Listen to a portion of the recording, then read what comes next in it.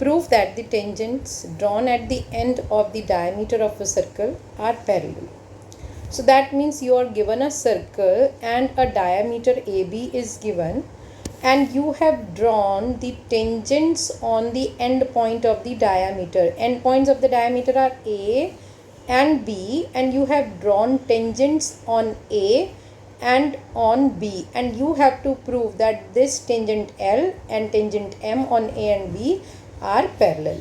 So you are given a circle with diameter AB and two tangents on A, that is L, and tangent M on B, and you need to prove that L is parallel to M.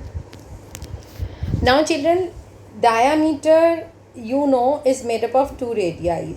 So first of all, I'll select this radii OB, this radius OB and this line tangent M, they are perpendicular to each other. As you know by the theorem that radius is always perpendicular to the tangent at point of contact, so angle 1 is equal to 90 degree.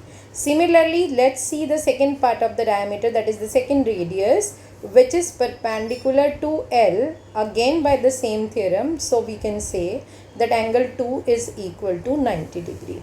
Now see angle 1 and angle 2. Angle 1 and angle 2, they are equal. Each one is equal to 90 degree. This implies angle 1 is equal to angle 2. If angle 1 and 2 are equal, that means lines are parallel, because 1 and 2, they are alternate interior angles. So we can say that at the end of the diameter, if we draw tangents, they are always parallel. Now let's move to the next question. That is question number 5. Prove that the perpendicular at the point of contact to the tangent to a circle passes through the center. So children, let us understand what he wants us to prove. This is a circle given, and this is one of the tangent on the circle, that is P is the tangent on the circle is given. This tangent is touching the circle at point M, and what he did is, on this point M, he has drawn a line which is perpendicular to tangent. He wants us to prove that the center lies on this line only. This MN line, which is perpendicular to tangent P, the center of this circle lies on this. To prove this, we will assume that the center doesn't lie on it, it is somewhere here. Okay children, so first of all you will write down the given, that circle is given, a tangent P is given, and a line MN is perpendicular to P is given. And we need to prove that O lies on MN. And what we are doing here, we are assuming that O doesn't lie on MN. Now since it is given that MN is perpendicular to P, therefore angle 1 is equal to 90 degrees given to us. And as we have taken O as the center of the circle, so radius OM is always perpendicular to the tangent at point of contact.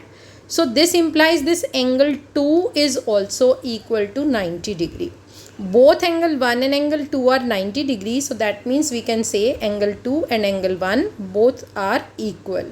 If both are equal, let us see from the figure, this angle 2 is made up of two angles. That is angle 1 plus angle 3.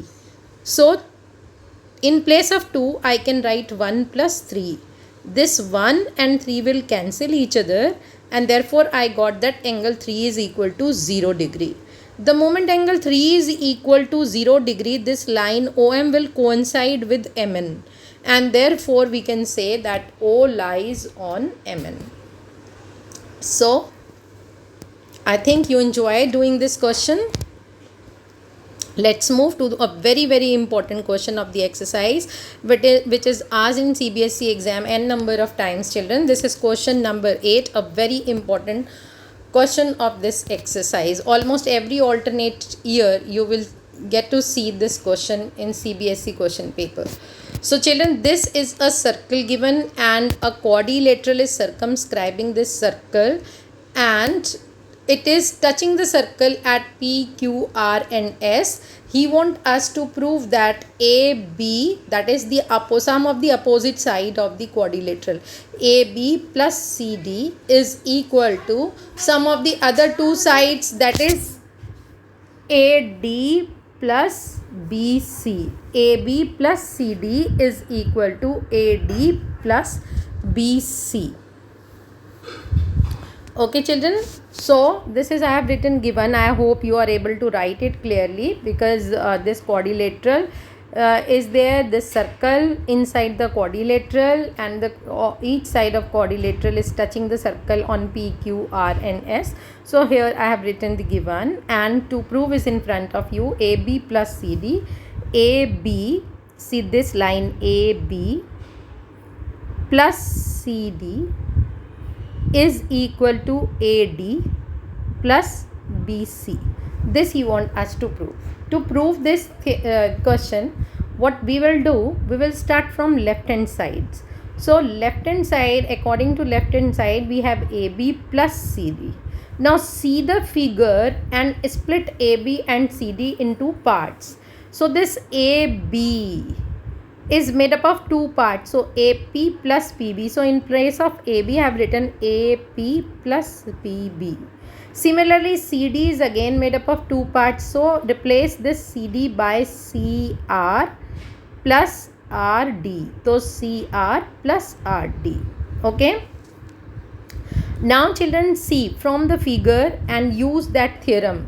AP is equal to AS. Why? Because this A is the exterior point. If I consider A is the exterior point, and AP and AS are two tangents from the exterior point, then length of two tangents from the exterior points are equal. So that means in place of AP I can write AS. So here I replace this AP by AS.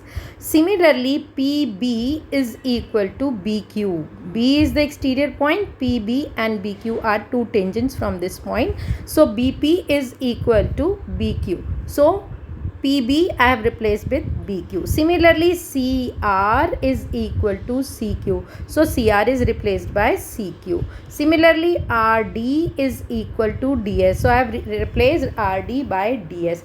These are all equal because length of two tangents from exterior point are equal.